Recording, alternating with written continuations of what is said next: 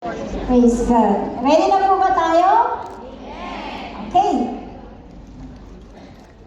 One saying said, action speaks louder than words. Than words. Sabi po ng isang kasabihan. Naniniwala po ba tayo doon? Action speaks louder than words or than voice. And every action gives or leaves a message. Bawat ginagawa o bawat action po ay nagbibigay o nag-iiwan ng isang mensahe o kapahayagan. And everything that happened conveys a message. If we are sensible, curious, inquisitive, and discreet enough to what and why it happened. And the resurrection of Jesus Christ happened for a reason. It is not just a historical event. It has a message. It conveys a message to every one of us. So this afternoon po, I would like to share the message na kung saan po pinamagatan po natin the message of Christ's resurrection. So ang ating pong text ay nabasa na po natin kanina, Luke chapter 24, beginning verse 1 up to 12. So the message of Christ's resurrection. Ulitin ko po, the resurrection of Jesus Christ happened for a reason. It is not just a historical event. It has a message or it conveys a message. So ano po ang message ng resurrection ng Panginoong Yesus? Number one, tatlong bagay lang po ang gusto kong iwanan sa inyo. To the living, number one, death is not final. Pangalawa po, to the suffering humanity, life is not futile. Pangatlo po, to the Christian believers, share the good news. So reading ko po, number one, to the living, this is the message of Christ's resurrection. Number one, to the living, death is not final. Pangalawa po, to the suffering humanity, life is not futile. And to the Christian believers, share the good news or let others know the good news that Christ has risen from the dead. So, una po, the first message of Christ's resurrection is to the living, sa mga buhay. Sino po sa ating kalagitnaan ng buhay? Oh, praise the Lord. To the living, death is not final. Sa mga buhay, ang kamatayan ay hindi final. Ano po ba sa Tagalog ang final? Ano daw? Death is not final. Hindi po ito yung katapusan, hindi na po ito yung finale. Death, sabi po nila, death has always been one of humanity's greatest fear. Ang kamatayan daw po ay isa sa pinakakinatatakutan ng tao. Are you afraid of death? Pwede. Sigurado kayo? Death has always been one of humanity's greatest fear. Why? Unang reason po, because you can no longer fulfill your dreams. Kaya natatakot kang mamatay, ayaw mo pang mamatay. No, you can no longer get married and have your own family. Kaya ayaw mo pang mamatay. You can no longer accomplish your bucket list. Kasi marami ka bang gustong gawin. Marami ka bang gustong maranasan sa buhay. Kaya kung hanggat maaari, gusto pang mabuhay. Gusto pang mabuhay ng matagal. At ayaw mo pumaharing huwag nang mamatay. So people wanted to live more or longer. They don't want to die yet if possible. And second reason po, why death has always been humanity's greatest fear, because they do not know what will happen next after death or after they die. Takot silang mamatay kasi hindi nila alam kung ano yung mangyayari after death. Wala silang alam. So natatakot sila. Ayaw nilang lumisan sa daigdig ng mga buhay kasi natatakot sila ano ang susunod na mangyayari pagkatapos kong mamatay o pagkatapos kong lumisan sa daigdig ng mga buhay. Tanong, are you afraid of death? The Bible says death is an appointment. Sabi po ng Hebrews chapter 9 verse 27, it is appointed for man once to die, and after that the judgment. And death is the destiny of men. Sabi po ng Ecclesiastes chapter 7 verse 2. Destiny. Ito po yung kahihinatnan ng tao. Death is the destiny of man. Bubuhay ka sa mundong ito, sa mundong ibabaw, and then mamamatay. That is the destiny of man. So everybody will die, whether we like it or not. Because it is an appointment. It is the destiny of man. But thanks be to God, because of the resurrection of Jesus Christ, death became not final. In other words, death is not the end in itself. How come? Tahimik na kayo. How come? Paano nangyari yun? Sa pamamagitan ng resurrection ni Jesus Christ, hindi na naging finale, hindi katapusan, hindi ending ang kamatayan dito sa mundong ibabaw. Why? How come? Because Jesus became sin. Sabi ko ng 2 Corinthians chapter 5 verse 21, 2 Corinthians chapter 5 verse 21, God made Him who had no sin to be sin. Hindi yung nakikita, S-I-N, sin, kasalanan. Or to be a sin offering for us. Kung babalikan po natin during the creation in the book of Genesis, we inherited sin. Meron po tayong tinatawag na original or inherited sin na namana po natin from our first parents, Adam and Eve. Doon po sa Genesis chapter 2 verse 16 and 17, nung pagkatapos pong likhain ng Diyos si Adan at si Eva, nilagay po ng Diyos sila sa Garden ng Eden.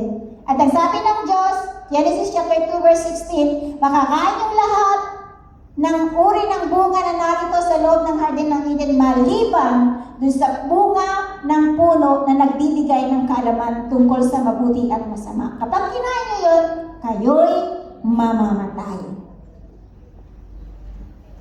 So we became a sinner through Adam. Minana natin ang kasalanan kay Adan. Kaya meron po tayong tinatawag na original sin.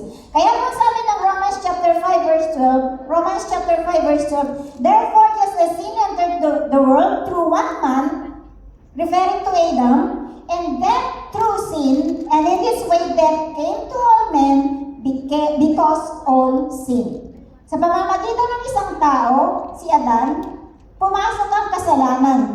At dahil sa kasalanan niya, pumasok ang kamatayan. At ang lahat ng tao ay nagkasala. So to save sinners from their sin and death, dahil ang kabayaran ng kasalanan ay kamatayan, to save sinners from their sin and death, God sent His Son in a form of a man. Nasusunod niyo po ba?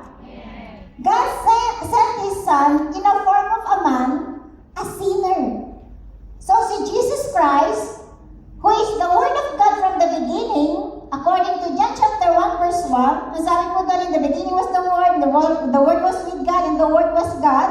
Ang sabi po ng verse 14 in John chapter 1, and the Word became flesh and dwelt among us. So sa pasimula may naroon ng salita, tinutukoy po ang Panginoong Hesus. Kasama ng Diyos ang salita, at ang salita ay Diyos. At ang salita ay nagkatawang tao, sabi po ng John chapter 1 verse 14. At ang verbo ay nagkatawang tao, na katulad ninyo at katulad ko, na isang makasalanan. At sabi po ng 1 Peter chapter 2 verse 24, sabi po doon, He Himself bore our sins. He personally carried our sins in His body on the cross so that we can be dead to sin. So si Jesus Christ po, nasalita, nakasama ng Diyos from the very beginning, na nagkatawang tao, He personally carried our sin in His body on the cross. Sino po sa inyo ang nakaranas na mag-offer na magbitbit ng nakita mo na may bitbit na mabigat? Di po ba? Sabi, ako na lang magdadala. So, ganun din po yung ginawa ng Panginoon sa ating pong mga kasalanan. Inako na niya. Siya na po ang nagdala sa kanyang katawan, at yung katawan niya na dinala yung ating pong mga kasalanan ay ipinako doon sa krus. Nasusundan niyo po ba? Amen. Kaya po sabi ng 2 Corinthians chapter 5 verse 21, God made Christ who never sinned to be the offering for our sins. For our sake, God made Him to be sin. Siya po na walang kasalanan ay naging makasalanan kasi inako na niya yung ating pong mga kasalanan para maging sin offering. At doon sa krus, dinala po niya yon. Ipinako yung ating mga kasalanan doon sa krus na dala-dala ng kanyang katawan. Because the wages of sin is death, sabi po ng Romans chapter 6 verse 23, ang kabayaran ng kasalanan ay kamatayan. So Jesus died on the cross with all our sins, and then after He died, He was buried. And after 3 days, He rose again. Katulad po ng sinabi ng angel doon po sa Luke chapter 24, beginning verse 5, ang sabi po doon, why do you look for the living among the dead? He is not here. He has risen. Remember how He told you while He was still with you in Galilee? The Son of Man must be delivered into the hands of sinful men, be crucified on the third day, be raised again. He has risen. Christ has risen from the dead. Kaya po sabi ng 1 Corinthians chapter 15 verse 20 to 22, 1 Corinthians chapter 15 verse 20 to 22, sabi po doon, Christ has indeed been raised from the dead, the first fruits of those who have fallen asleep. For since death came through a man, the resurrection of the dead comes also through a man. For as in Adam all die, so in Christ all will be made alive. Basahin ko po sa Tagalog, ang sabi doon, 1 Corinthians chapter 15 verse 20 to 22, ngunit ang totoo, si Kristo'y muling binuhay bilang katibayan na muling bubuhayin ng mga patay. Kung paano dumating ang kamatayan sa pamamagitan ng isang tao, gayon din naman dumating din ang muling pagkabuhay sa pamamagitan ng isang tao. Sapagkat kung paano mamamatay ang lahat dahil sa kanilang kaugnayan kay Adan, gayon din naman mabubuhay ang lahat dahil sa kanilang kaugnayan kay Kristo. Sabi po ng verse 54, 1 Corinthians 15 pa rin po hanggang 57, kapag napalitan na ng walang pagkabulok ang nabubulok at napalitan na ng walang kamatayan ang namamatay, matutupad ang nasasaad sa kasulatan, nalupig na ang kamatayan, ganap na ang tagumpay. Nasaan o kamatayan ng iyong tagumpay? Nasaan o kamatayan ng iyong kamandag? Ang kamandag ng kamatayan ay kasalanan at ang lakas ng kasalanan ay nagmumula sa kautusan. Magpasalamat tayo sa Diyos na nagbigay sa atin ng tagumpay sa pamamagitan ng ating Panginoong Hesukristo. Tulog na ba kayo?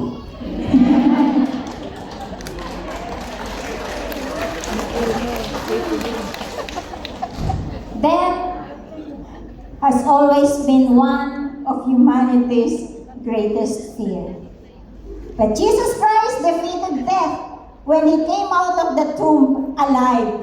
And He alone has solved the issue of death. So death has been defeated. Alam niyo po, the Bible teaches that when Jesus rose from the dead, that was the receipt. Alam niyo po ba yung receipt? Resibo. So the Bible teaches that when Jesus rose from the dead, that was the receipt, the evidence, the proof on the debt that was paid. So you don't have to walk around all of your life feeling guilty because your sin has forgiven. So in other words po pala, ang resurrection ni Jesus Christ ay resibo, proof, evidence na tayo po ay tinatawad, tinubos na tayo po ay napatawad na sa ating pong mga kasalanan.